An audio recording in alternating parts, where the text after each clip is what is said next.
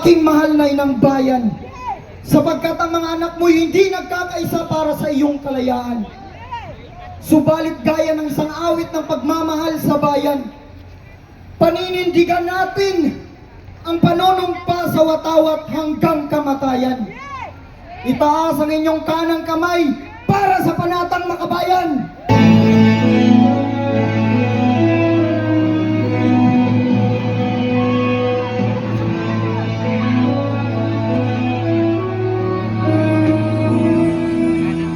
Iniibig ko ang Pilipinas, aking lupang silangan, tahanan ng aking lahi.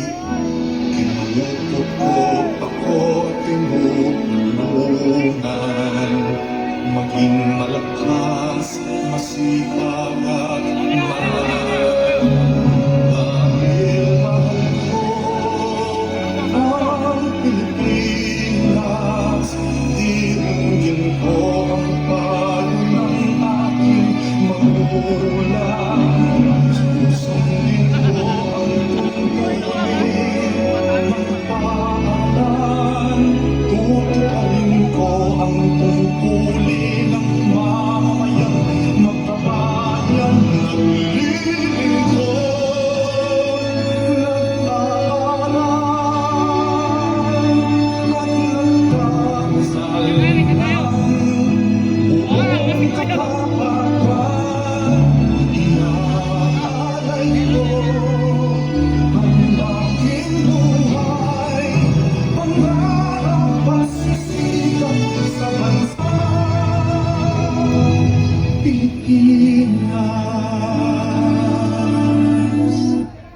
Naririnig ninyo ang ating panatang makabayan.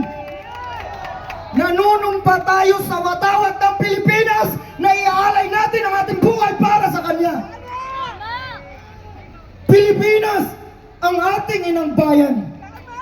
Inalipin at tinapin ang korupsyon at kasinungalingan. Ipinagkait ang hustisya at katarungan. Mas inuna ang politika kaysa sa bayan. Pilipino dapat ang pinaglingkuran, pero bakit buhaya ang pinoprotektahan? Ninakaw ang ating pinagpaguran, kaya sisingilin natin sila bilang kabayaran. Ilang buwis pa ang mawawala, ilang bahay pa ang masisira, ilang Pilipino pa ang lulubog sa baha, ilang politiko pa ang magsasamantala. Namuhay tayo sa pagiging tanga. Nagmamalimos tayo sa sarili nating pera. Ang puno kapag nabubulok ay hindi na namumunga. Para tayong pinapaakyat sa bulok na sanga. Katulad ng bayan ko, naghihintay na lang na bumagsak habang nakanganga. Para tayong nag-iimbak ng tubig sa butas na planggana. Katulad ng bayan kong ang hustisya ay hindi na gumagana. Wala silang malasakit sa kapwa. Ngayon nila makikita ang hustisya at kalayaan na sinisigaw ng bansa. Pinamunuan tayo na makasarili at mapagpanggap. Tayo ang nagpakahirap, sila ang nagpakasarap. Sa araw na ito, iparamdam din natin sa kanila ang ginawa nilang pagpapahirap. Hindi na gumagana ang demokrasya. Pati ombudsman hawak na ng mga buhaya. Ang pagtitimpi ay hindi na kaya. Binababoy nila ang batas. Mga kabataan, tayo na lang ang pag-asa ng Pilipinas. Hindi tayo aatras. Pilipinas, nilunod ka sa kahirapan dahil sa panghihigit. Daig pa ang bagyo kung taong bayan ang umagupit.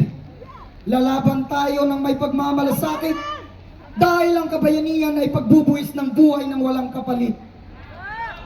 Tunay na ang pag-ibig ay hindi nabibili, sapagkat ang pagmamalasakit sa kapwa at sa bayan ay higit pa sa sarili.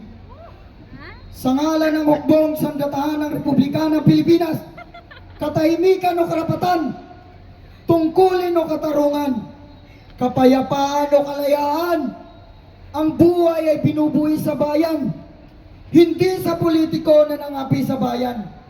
Bayan ko ang pabayaan o ipaglaban. Ang magmalasakit o walang pakialam. Ang magtagumpay o ang magpaalam. Lahat ng nagprotekta sa korupsyon ay pagtataksil sa bayan. Lahat ng nagtatanggol sa mga magnanakaw ay mananagot sa taong bayan. At ang pinakautak ay nasa Malacanang.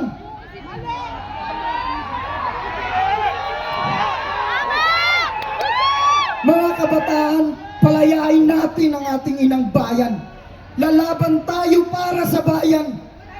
Iligtas natin ang Pilipinas. Ipakita natin ang ating tapang at lakas. Bitbit ang ating watawat. Sisingilin natin silang lahat. Para sa kinabukasan. Para sa Pilipinas. Mabuhay ang Pilipinas!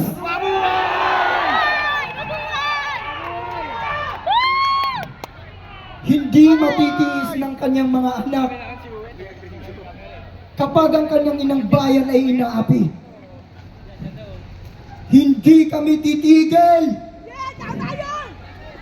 Kaya kung gusto ninyo ng kapayapaan, bumaba kayo na mapayapa. Marcos resign!